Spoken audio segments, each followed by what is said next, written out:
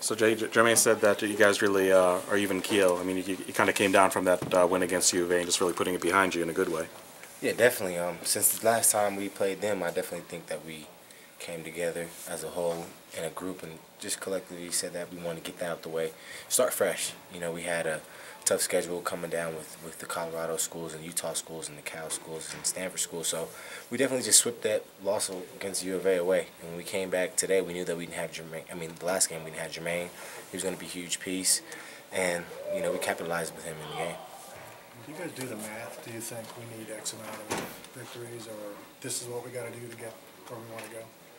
Really, we just try to defend our home court. You know, we don't think about how many wins. We don't know specifically how many wins we need or how many teams that we have to beat, but we just know that if we defend our home court, we'll have a good chance of getting a berth in there. Seems like you and Jordan and Jermaine are meshing pretty well.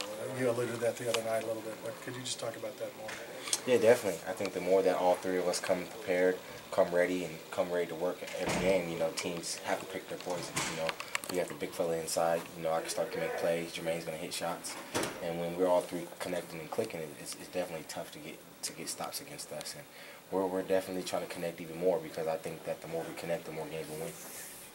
I know that you have a lot of things to worry about on the team, but how often do you get feedback from guys from the NBA about going to the next level right now? Not at all. You know, I don't even talk to anybody. You know, right now I'm worried about getting to the tournament. I think my play, if we get to the tournament, will determine whatever I got to do for the next level. But right now, just thinking about winning games, winning basketball games, and making history here at Arizona State. That's really what I'm focused on. You had the Colorado. Can you talk a little bit about them? Obviously, you guys don't have a slip up after such a great win, and you know, momentum building.